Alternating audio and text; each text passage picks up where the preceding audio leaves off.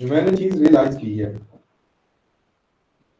कि पीपीएससी को हर बच्चा इजीली क्लियर कर सकता है अगर बंदे को पता हो कि पेपर की डायमेंशन और पेपर की डिमांड क्या है।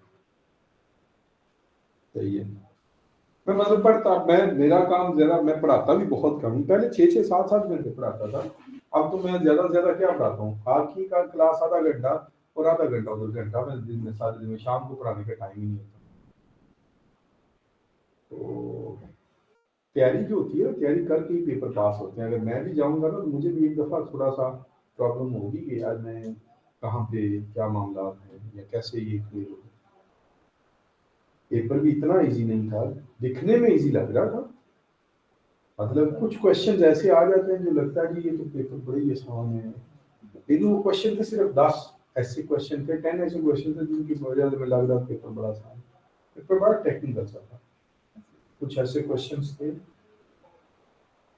और कुछ ऐसे क्वेश्चंस भी थे जो 3-4 क्लासेस में ही हमने डिस्कस किए, डैम के और वो इसके थे लेक्स के कुछ थे क्वेश्चन जो पिछले 3-4 क्लासेस में मेरे साथ आप लोगों ने डिस्कस किए ना, कोई क्वेश्चन रिपीट हुए। तो मैं मुझे खुशी भी हो रही थी, चलो यार we are teaching something relative material, relevant material के बच्चे थे। लेकिन जो इस चीज में मैंने नोट किया था ओवरऑल, मैं पेपर में बैठ के जो मेरे लिए ज्यादा काम था पेपर पास करना, तो मेरा कोई इंटरेस्ट नहीं है। मैं ऑलरेडी डूइंग 17 स्किल, तो मुझे जरूरत नहीं है कि मैं दोबारा 16-14 पेपर दूं। लेकिन जो मैं चीज वहां से देखना चाह रहा था वो ये देखना चाह रहा था कि exactly what are the demands of PPSC, what PPSC is looking, किस तरह के कैंडिडेट वो पीपीएससी ढूंढ रहे हैं। सर दो चीजें जो मुझे रियलाइज हुई ना, एक जो कि पीपीएससी चाहता है कि आप लोगों का कंप्यूटर बहुत अच्छा हो। सही है।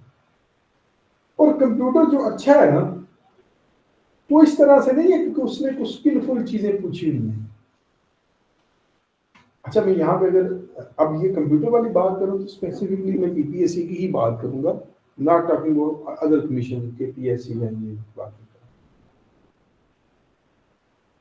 उसने कंप्यूटर का तकरीबन 30 नंबर का पेपर पूछा हुआ, 30 मार्क्स का, और कोई ऐसी चीज नहीं थी जो ऑलरेडी उसने पेपर में पास पेपर में पूछी नहीं थी। शायद तो 2-3 एमसीक्यू 4 ऐसे होंगे जो उसने पास पेपर में से ना पूछे, बाकी सारा पेपर उसने पास पेपर से पूछा हो। सही है।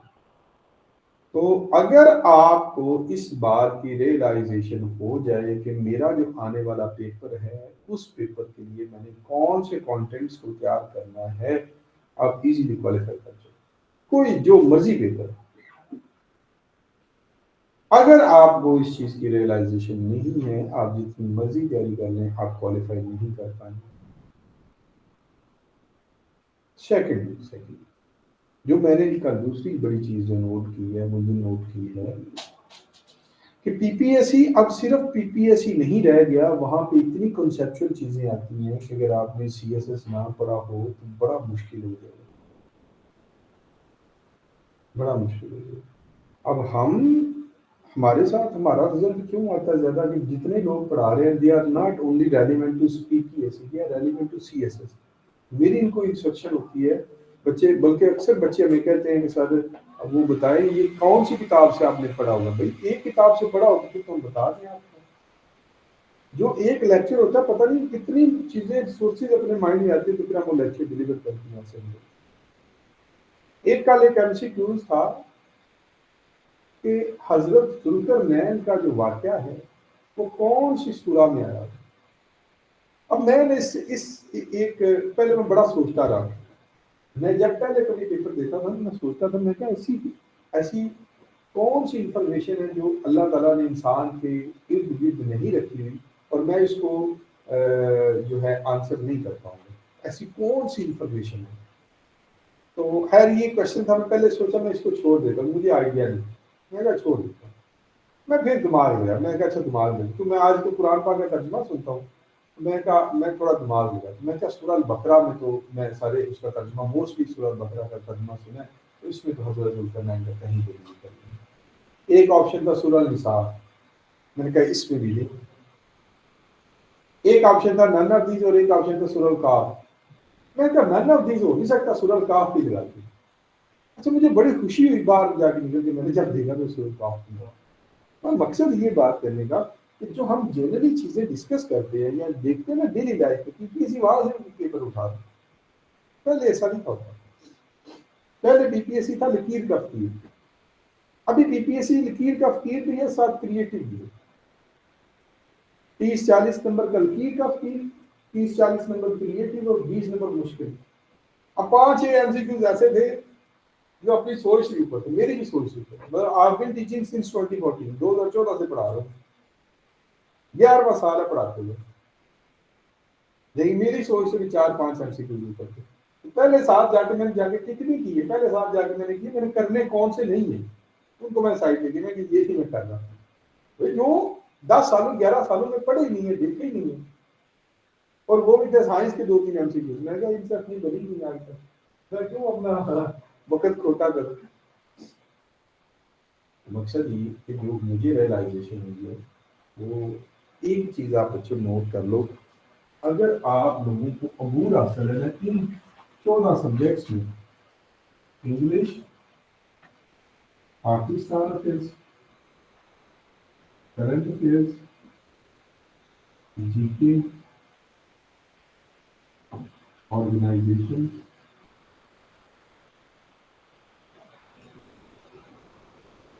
पर्सनैलिटी,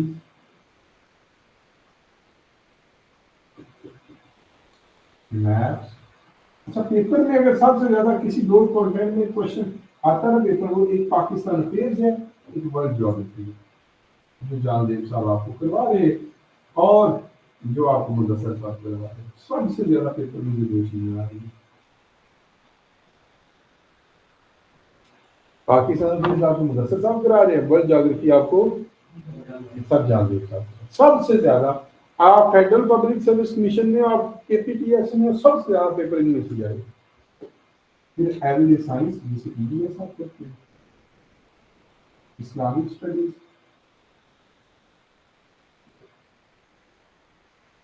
तीनों मैप्स, पंजाब का मैप,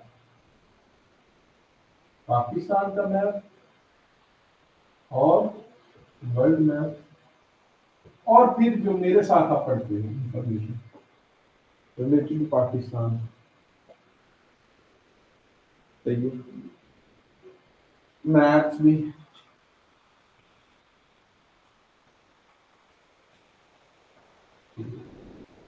कल से मैं एक एक टॉपिक आपका मैथ्स का शुरू करवा रहा हूँ डेली बेसिस पे, ठीक है। कल से आप लोगों के साथ एक एक टॉपिक मैथ्स का शुरू करवा रहा हूँ। आज वो एक तो आप लोगों का टेस्ट था, दूसरा मैं उधर से क्लास से फ्री हूँ, मैं आज भी शुरू करूँगा, कल से स्टार्ट करूँगा।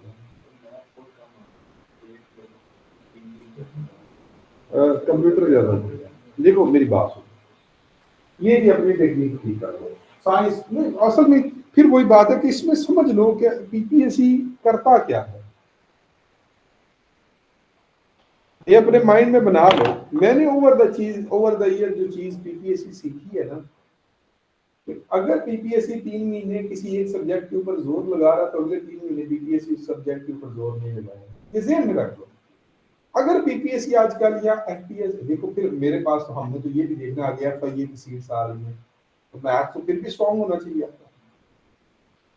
कोई भी कमीशन है पाकिस्तान के अंदर, अगर उसने किसी एक सब्जेक्ट में किसी चीज के ऊपर ध्यान नहीं ना रखा, तो अगले पेपर में वो आ ही जाएगा। तो हम मैथ्स को तो इग्नोर नहीं कर सकते किसी सूरत। पेपर में आता है नहीं आता, कोई इससे मुझे फर्क नहीं पड़ता। मैथ्स आपको 100% फिंगर टिप्स के ऊपर ठीक होना चाहिए। अल्लाह करेंगे अपकमिंग 1 जनवरी को अगर एफआईए की सीट्स अनाउंस हो जाती है, it is one of the best job in Pakistan. Custom की सीटें आ गई हैं, एफआईए की सीट्स आ गई, तो क्या चाहिए उसमें? तो 20 नंबर का मैथ्स है, तो हमने तो कवर करना ही करना है, हम उसको छुड़वा नहीं सकते, और इससे जान भी ना छुड़वा। सही है, इनरेलीवेंट ना पढ़ाने, भाई इनरेलीवेंट पढ़ाएंगे तो आप लोगों का भी वक्त जाया होगा, हमारा भी। और इनरेलीवेंट पढ़ाने का मतलब ये कि आई हैव टू पे एक्स्ट्रा, मुझे अपने टीचर्स को एक्स्ट्रा पे करना पड़ेगा जो इनरेलीवेंट बुक क्लास, तो मैं तो नहीं पे करना चाहता ना, मैं चाहता हूँ आप लोगों का वक्त जाए, ये बता ना जाए, मैं तो नहीं चाहता। लेकिन उसके लिए हमारा एक टीम वर्क है, हमें कंबाइंड होकर चलना पड़ेगा। जाहिर है मैं आप लोगों की सजेशन दूंगा, मैं ये नहीं कहता कि मैं इसको डिक्टेट करूँ किसी मामले में, समझ आ गई। खैर बच्चों, तो आप लोगों ने अपने माइंड में एक स्ट्रक्चर बना ले। प्लीज आप सबसे रिक्वेस्ट है, आप सारे डेली बेसिस पे कम से कम 3 से 4 या 5 पास पेपर किया करें। जो बिल्कुल स्टार्ट वाले बेशक एक कर लो, अगर कर सकते हो तो 2 कर लो, ज्यादा कर सकते हो तो 5 कर लो, ठीक है। कम से कम 2 तो जरूर करो ना। तरतीब भी आपकी यही होनी चाहिए, क्लास वर्क के अलावा पास्ट, भाई उसमें पेपर आ रहा है, हम उसको छुड़वा, जो रियलिटीज हैं हमने भी उनको छोड़ना। अब आपका सवाल ये बच्चे सर जी, फीस हमने आपको दी हुई है तो पास पेपर फिर हमने खुद ही करनी है। बिल्कुल आपने फीस दी हुई है, हम आपको सब्जेक्ट वाइज सारी चीजें कवर करवाएंगे। उसका फायदा ये होगा कि पास पेपर जब कल को कर रहे होगे ना, आधे से ज्यादा पेपर वैसे ही आता हो, 60-70% पेपर आता होगा। ऊपर वाले की एसएमसी म्यूजिक होती तैयारी सब्जेक्ट वाइज, तैयारी सब्जेक्ट वाइज ही आती होती है, पेपर पास पेपर में से आ रहा है। दोनों चीजों को साथ साथ लेके मैं आपके साथ किसी मामले में चीज नहीं करना चाहता। डे 1 से अपना अपना एक स्ट्रक्चर बनाने के लिए have to cover at least couple of past paper per day. 2 कर लो, 3 कर लो, 5 कर लो, 10 कर लो, यार करो जरूर, एक रूटीन बना लो। मैंने जी खाना नहीं खाना जब तक पास पेपर नहीं है, मैंने ये काम नहीं करना जब तक पास पेपर नहीं है। समझ आ गई? ओके। लास्ट लेक्चर में हम कहाँ तक पहुंचे थे, मुझे कहीं मैं जरा उसको कवर करवा दूं ताकि फिर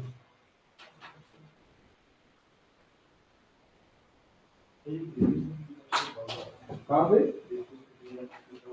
डिप्टी सुपरिटेंडेंट होपफुली, वैसे तो आज आ जाएंगे, मेरी जो खबर थी उसके मुताबिक कल वाले न्यूज पेपर में आ जाएंगे। जिलावार भी डेट है हो रही है, संडे को आ जाएंगे, डिप्टी सुपरिटेंडेंट जेलर भी आ जाएंगे, दोनों की आ जाएंगे। लेट्स सी, मैं तो वेट कर रहा हूँ। ये डिप्टी सुपरिटेंडेंट जेलर की आनी है तो हमने उस रूम में जाना, कितने दिन तक किसी रूम में। अच्छा जी, पिछले दिनाल में कोई 1 साल में सबसे कम तादाद हमारी दी है मॉर्निंग बैच में, शायद ये ठंड की वजह से थी।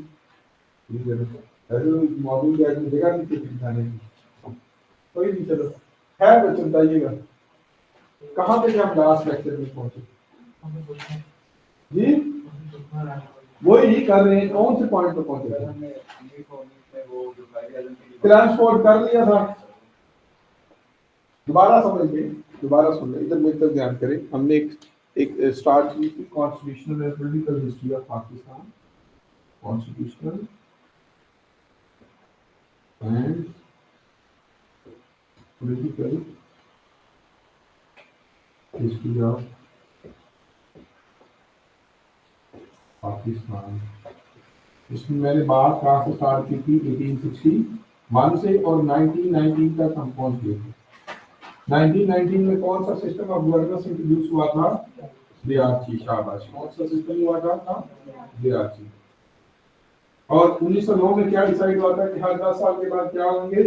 रिफॉर्म्स आएंगे। कौन से रिफॉर्म्स आएंगे? कॉन्स्टिट्यूशनल एंड पॉलिटिकल रिफॉर्म्स आएंगे हर 10 साल के बाद। कितनी देर बाद आया करेंगे? 1909 के बाद कब आने थे? 1919। अब जरा समझ लीजिए, दो पावर जो दो, एक फेडरल एक फेडरल, एक कंकरेंट कंकरेंट जिसे प्रोविंशियल कहते हैं। इधर देखकर ध्यान करें, छोड़िए। 1919 के बाद 10 साल कब पूरे होने थे? 1929 को। तो मतलब अगले रिफॉर्म्स कब आने चाहिए थे? 1929। अब यहाँ पे हमारी बात है, होता बच्चों अब क्या है कि 1920 तक ना,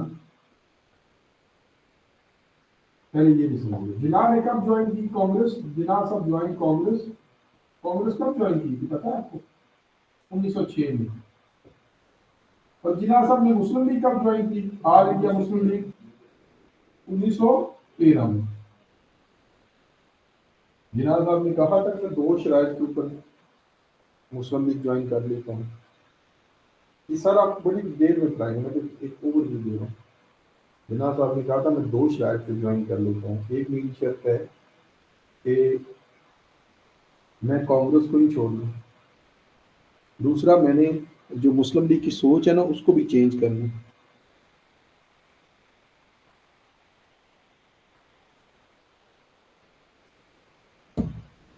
ठीक है। तो जिनाल साहब जब 1913 में मुस्लिम लीग के मेंबर बने ना, तो उन्होंने आके जो पहला काम किया था ना, वो क्या किया था? हिंदू और मुसलमानों की यूनिटी के लिए काम किया। किसके लिए काम किया था? हिंदू मुस्लिम यूनिटी, हिंदू मुस्लिम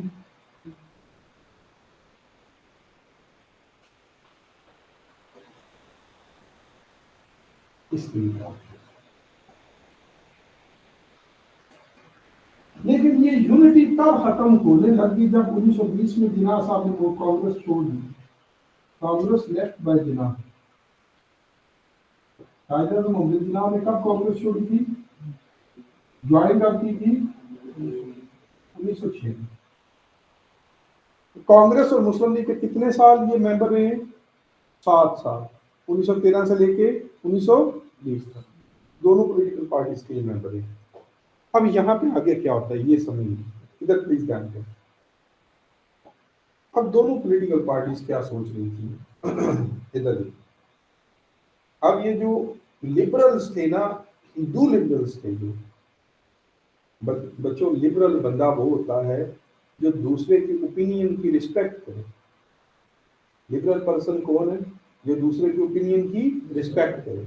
ऐसा बंदा जो किसी के रिलीजियस ओपिनियन, किसी के सोशल, किसी के पॉलिटिकल ओपिनियन को रिस्पेक्ट दे। एक्सेप्ट करना ना करना उसकी अपनी वो चॉइस है, लेकिन ये ना उसके कहे कि तुम नून लीग हो तो इसको थप्पड़ मारो, या पीटीआई वाले हो तो इसको गोली मारो। ऐसा नहीं होना चाहिए। आपको एक दूसरे की बात को रिस्पेक्ट दे। एक्सेप्ट करना ना करना वो एक अलग डिबेट है। जो उस टाइम की लिबरल लीडरशिप थी ना, उन्होंने जिन्ना साहब को आके रिक्वेस्ट की। जिन्ना को कहा कि कायदे मोहम्मद जिन्ना, यार कोशिश करो, तुम कोशिश करो तो हिंदू और मुस्लिम दोनों एक प्लेटफॉर्म पे दोबारा इकट्ठे हो सकते हैं। और इसका फायदा क्या होगा? इसका फायदा होगा जिन्ना कि यार कल को हम ज्यादा से ज्यादा राइट्स अंग्रेज से मांग सकेंगे। अगर मुसलमान अलहदा से जाएं और हिंदू अलहदा से जाएंगे तो अंग्रेज हमें हकूक नहीं देगा, लेकिन अगर हम इकट्ठे जाएंगे तो क्या होगा? हमें हकूक मिलेंगे। जिन्ना साहब ने कहा जी चलो ठीक है। उन्होंने कहा मुझे क्या करना पड़ेगा? उन्होंने कहा तुम्हें सेपरेट इलेक्टोरेट छोड़ने पड़नी है, कोटा सिस्टम वाली जो सीटें हैं वो छोड़नी पड़ेगी। जिन्ना साहब ने कहा मैं 3 ऑप्शन देता हूँ, अगर ये 3 बातें मेरी मान ली जाए तो मैं कोटा सिस्टम छोड़ देता हूँ। पहली बात, जिन्ना साहब ने कहा तुम ना प्रोविंशियल ऑटोनॉमी दो, सूबों को खुद मुख्तारी दो।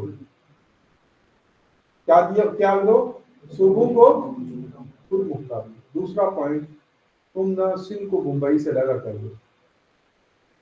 उस टाइम जो सिंध था ना, पाकिस्तान का सिंध, उसको मुंबई से चलाते थे। तीसरा, तुम एनडब्ल्यूएफपी और बलोचिस्तान के राइट्स की बात करो। मैं सेपरेट इलेक्टोरेट कोटा सिस्टम छोड़ दे। ओके जी, ये 3 पॉइंट अब आपने याद रखने। और साथ ही में कहा मुसलमानों को 1/3 सीटें चाहिए। 4 पॉइंट याद कर लो। कितनी सीटें चाहिए? 1/3। सॉरी, ये 1/3 इसमें नहीं है, काट दे, ये 1/3 सीटें इसमें। इसमें तो कोटा सिस्टम खत्म करने की बात कर रहे हैं। हाँ इसमें लो जी। अब ना अंग्रेज ने, क्योंकि 1929 में कॉन्स्टिट्यूशनल रिफॉर्म्स दे रहे थे, तो उसने ना एक मिशन भेजा है इंडिया के अंदर जिसे हम साइमन कमीशन के नाम से जानते हैं। किसके नाम से जानते हैं? साइमन कमीशन इंडिया के अंदर 1927 में आया। कब आया? 1927। साइमन कमीशन ने आके तमाम पॉलिटिकल पार्टी से मिलने की कोशिश की, लेकिन तमाम पॉलिटिकल पार्टीज ने मिलने से इनकार कर दिया। अंग्रेज का हुकूमत करने का जो एक तरीका कार था बच्चों, वो क्या था? डिवाइड एंड रूल था। क्या तरीका कार था? Divide and rule. जब कांग्रेस की पॉलिटिकल पार्टी स्ट्रॉन्ग हुई तो इंडिया में कौन सी पॉलिटिकल पार्टी आ गई? बोलो। जब कांग्रेस पॉलिटिकल पार्टी स्ट्रॉन्ग हुई तो इंडिया के अंदर all India Muslim league introduce होगी। और जब ऑल इंडिया मुस्लिम लीग तगड़ी होगी ना, तो ऑल इंडिया मुस्लिम लीग को भी फर्दर 2 हिस्से कर देंगे। All India Muslim League Quaid-e-Azam, all India Muslim League Shafi league. तमाम पॉलिटिकल पार्टीज ने ना साइमन कमीशन से मिलने से इनकार कर दिया और कहा कि अब हम इंडियंस खुद इतने समझदार हैं अब अपना कॉन्स्टिट्यूशन खुद बना सके। सिर्फ एक पॉलिटिकल पार्टी मिली थी, शफी मुस्लिम लीग, बाकी तमाम पॉलिटिकल पार्टीज ने मिलने से इनकार कर। उस टाइम का जो वाइसराय था ना, उसने कहा चलो ठीक है, अगर तुम इंडियन जितने समझदार हो गए तो जाओ अपना जाके कॉन्स्टिट्यूशन बना लो। क्या बना लो? अगर सारे तुम लोग मुत्तफिक हुए तो हम साइन कर देंगे। लो जी, ये कॉन्स्टिट्यूशन लिखने लगे, नहर के किनारे बैठ के कॉन्स्टिट्यूशन, जिसे हम नेहरू रिपोर्ट कहते हैं, नहर के किनारे बैठ के उन्होंने रिपोर्ट लिखी, उसका नाम था नेहरू। मुझे बचपन में यही लगता था, नहर के किनारे पे बैठ के लिखी है। अच्छा, ये भी दो नेहरू है, एक है जवाहरलाल नेहरू, एक है मोतीलाल नेहरू। ये जो कमीशन की रिपोर्ट लिखी गई, ये मोतीलाल नेहरू ने लिखी। इस रिपोर्ट में क्या था बच्चों? इस रिपोर्ट में था सबसे पहला पॉइंट कि कौन सी प्रोविंशियल ऑटोनॉमी, कोई प्रोविंशियल ऑटोनॉमी नहीं होगी, फेडरल गवर्नमेंट तगड़ी होगी। क्योंकि इसे पता था कल को इलेक्शन होंगे तो कांग्रेस ही हुकूमत में आएगी, तो मैं अगर प्रोविंशियल ऑटोनॉमी दे दूंगा तो फेडरल गवर्नमेंट के हाथ क्या रहेंगे। उसने कहा कोई सेपरेट इलेक्टोरेट भी नहीं, कोटा सिस्टम भी खत्म होना चाहिए। क्या होना चाहिए? कोटा सिस्टम खत्म होना चाहिए। और दूसरा उसने कायदे साहब की किस बात पे इख्तिलाफ किया? Provincial autonomy. ये कहा दोनों काम नहीं होने चाहिए। हाँ, उसने कहा सिंध को मुंबई से अलग कर दो, एंटर द अफ्रीकन बलूचिस्तान को राइट्स दो। कहते हैं ये 1928 में रिपोर्ट पेश की, शाया हुई। इसके बाद फिर जिन्ना साहब ने अपने 14 निकाल दिए। कहते हैं जिन्ना साहब की जो मांग सकते उन्होंने मांगा, उन्होंने कहा फेडरल स्ट्रक्चर होना चाहिए कॉन्स्टिट्यूशन का, लेकिन ऑटोनॉमी किसके पास हो? प्रोविंशियल। उन्होंने कहा 1/3 सीटें होनी चाहिए। उन्होंने कहा मुसलमानों के अलावा जितनी भी माइनॉरिटीज है उनको भी हकूक दिए जाए, और मुसलमानों में पावर एक्सेप्ट करना चाहिए। दोबारा सुनो स्टोरी कहां से स्टार्ट हुई। मुसलमानों और हिंदुओं की यूनिटी की बात की गई, तो कायदे साहब ने कहा मैं यूनिटी देने के लिए तैयार हूं, लेकिन मेरी कुछ डिमांड है। जिसको किसने इनकार कर दिया? मोतीलाल नेहरू ने। मोतीलाल नेहरू ने उसको इनकार किया, तो कायदे ने कौन से पॉइंट दिए? 1929 में 14 पॉइंट्स दिए। अब क्या है बेसिकली, जो जो अंग्रेज चाहता था कि हिंदू और मुसलमान आपस में लड़ते रहे, वही शुरू हो गया था, डिवीजन क्रिएट होगी। अब अंग्रेज ने कहा जी हम ना कॉन्स्टिट्यूशनल और पॉलिटिकल मसाइल को हल करने के लिए ना राउंड टेबल कॉन्फ्रेंस करवाते हैं। क्या करवाते हैं? राउंड टेबल कॉन्फ्रेंस के लिए 3 कॉन्फ्रेंसेस है, तीनों लंदन के अंदर, 1930, 31 और 32 लंदन के अंदर है। पहली 2 में जिन्ना साहब थे, आखिरी 2 में इकबाल साहब थे, अल्लामा इकबाल साहब थे। एक ये भी एमसीक्यूज आता है कि कौन सा मुस्लिम लीग का पॉलिटिकल लीडर था जिसकी तस्वीर उसकी चेयर पे रखी गई थी उसकी डेथ के बाद? मौलाना मोहम्मद अली जौहर। दूसरी जो है उससे पहले उनकी डेथ हो गई। तीनों कहाँ पे हुई है? लंदन में।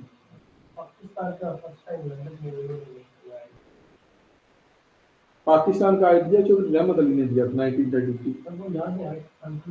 हाँ, नो और नेवर, नो और नेवर। हर पीपीएससी में क्वेश्चन है, आगे तुमने तो आता है नो और नेवर, अभी भी तुम्हें याद होगा। 1933 Chaudhry Rahmat Ali, idea of Pakistan was presented by Chaudhry Rahmat Ali, no और नेवर। 1930 वाली भी फेल, 1931 वाली भी फेल, 1932 वाली कामयाब हो गई। 1930 में कांग्रेस ने पार्टिसिपेट नहीं था किया। 1931 और 32 में कांग्रेस और मुस्लिम लीग दोनों ने पार्टिसिपेट किया, मसाइल हल हो गए। कम्युनल अवार्ड्स अनाउंस किए गए 1932 में। कम्युनल अवार्ड क्या होता है? कम्युनिटी की बेस के ऊपर किस सूबे में कितनी सीटें किसको देनी चाहिए, कौन सी कम्युनिटी कितनी सीटें किस सूबे में। तो 1935 में इंडियन एक्ट को इंट्रोड्यूस करवाया गया। कब? Indian act 1935। इस इंडियन एक्ट 1935 में इंडिया के 11 सूबे बना दिए गए। इंडिया कितने सूबे तकसीम कर दिया गया? 6-3-2, 6 हिंदू, 3 मुस्लिम्स और 2 बंगाली। इस एक्ट के अंदर इंडिया कितने हिस्सों में तकसीम किया गया बच्चों? 11।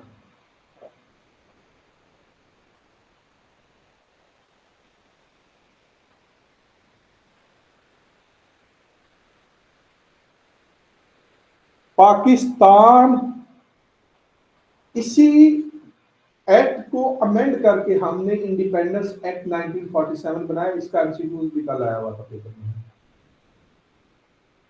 इंडियन एक्ट 1935, इंडिपेंडेंस एक्ट, हमने इसी में से ही निकाला था। हमने कुछ मुस्लिम प्रोविजंस ऐड करके इंडियन एक्ट में ही एक नया कॉन्स्टिट्यूशन बना लिया।